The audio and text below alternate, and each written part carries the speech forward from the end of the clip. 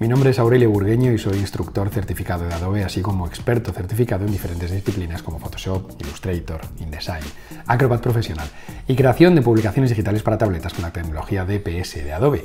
En este caso venimos en este segundo vídeo de la misma serie de errores comunes que cometemos cuando llevamos un trabajo a imprenta, para hablar de esa segunda parte, de esos últimos 4 puntos que nos quedaban, para terminar y cerrar todo el ciclo, dado que, bueno, pues como sabéis, existe un primer vídeo de este mismo tema en el cual hablamos de los primeros 4 puntos y también existe un artículo publicado en mi blog en el que hablamos de todos esos temas.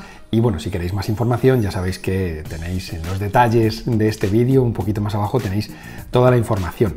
Tenemos que empezar hablando de todo aquello relacionado con el espacio de color adecuado al sistema de salida. Y es que realmente es muy importante saber cuál va a ser el sistema de salida que se va a utilizar para poder imprimir nuestro trabajo. Digo esto porque en la mayoría de las ocasiones, tal y como menciono en el artículo que he escrito, no se trata solamente de saber si nuestro trabajo va a ser impreso, por ejemplo, en offset o, por ejemplo, en flexografía o en serigrafía. No se trata solo de eso. Por ejemplo, hay muchos trabajos que se llevan a una imprenta offset y que en la realidad no se están imprimiendo en offset analógico, sino que se están imprimiendo en offset digital, por ejemplo.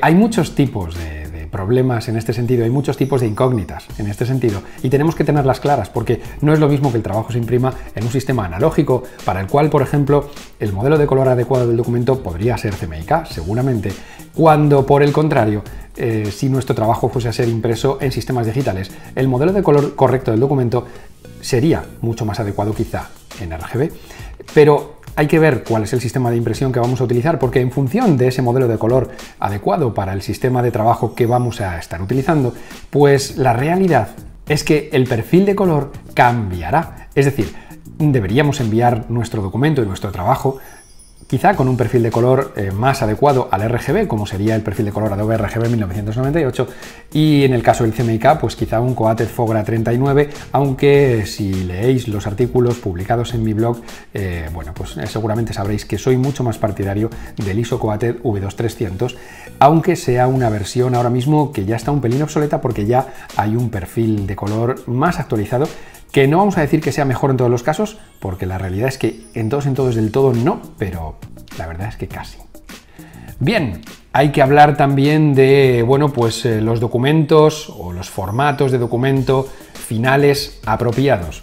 Y es que hay una cuestión que también debemos de tener en cuenta en lo referente a todo esto, y es que es muy importante no llevarle a la imprenta el documento de InDesign original o el documento de Adobe Illustrator original o el documento de, no sé, cualquier otra aplicación.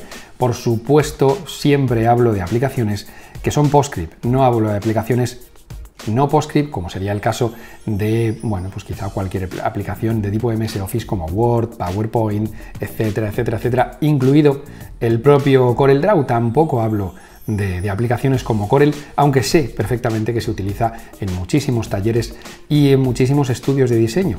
Habría que plantearse esto, ¿de acuerdo?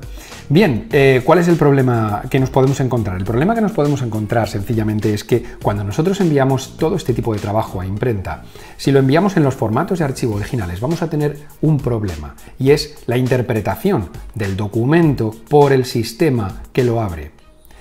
Vamos a intentar evitar todo este tipo de problemas, entendiendo que lo que debemos hacer en todos los casos es enviar documentos PDF. Siempre documentos PDF. Por favor, el documento PDF es un formato de documento final para nosotros y solamente nos garantiza un par de cosas que son vitales.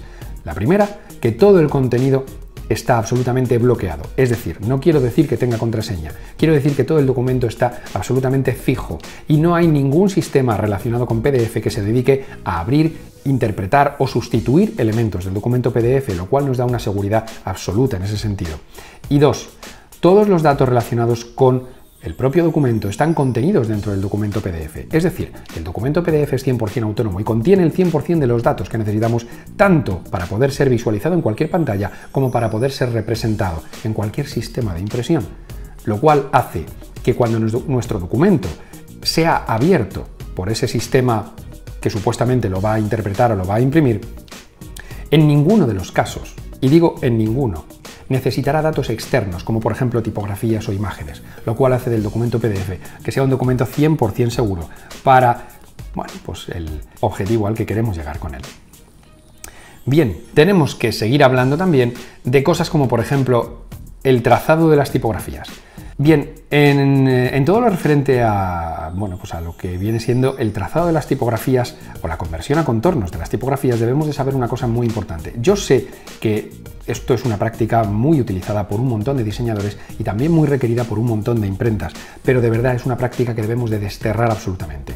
Las tipografías nunca se deben de convertir a contornos o a trazados, que es lo mismo. El motivo es muy sencillo y es un motivo de tipo técnico. La tipografía por dentro está compuesta de dos partes. La parte que se dedica a la visualización en pantalla y la parte que se dedica a la impresión. Es cierto que en función de la tecnología de la fuente podemos hablar de unas características u otras, pero cuando nosotros convertimos tipografías a vectores, a contornos, lo que estamos haciendo sin querer, lo que estamos provocando es que la tipografía en muchas ocasiones cambie de aspecto. No es un cambio de aspecto muy radical, pero sí que es verdad que existen pequeños cambios en las tipografías.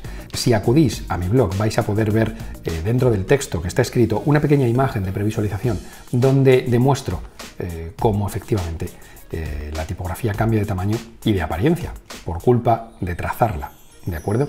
Esta información la tenéis toda en el blog. Bien, aprovecho para decir, por cierto, que mi blog es aure.es. ¿Vale? Y ahí en el menú tenéis rápidamente un apartado que dice blog, pues ahí tenéis toda la información.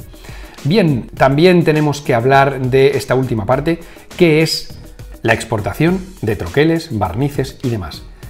Hay que saber cómo exportar todo este tipo de información, porque en la mayoría de las ocasiones quizá baste con crear una tinta plana o un Pantone, al cual le podamos cambiar el nombre y automáticamente decirle qué es lo que queremos representar con él. Quizá una zona específica a barnizar, un barnizado selectivo para la imprenta o incluso, ¿por qué no?, una pieza de troquel, es decir, un recorte específico para el papel, dado que quizá en ese caso no queramos que nuestro corte de papel sea absolutamente recto, sino que tenga una forma específica.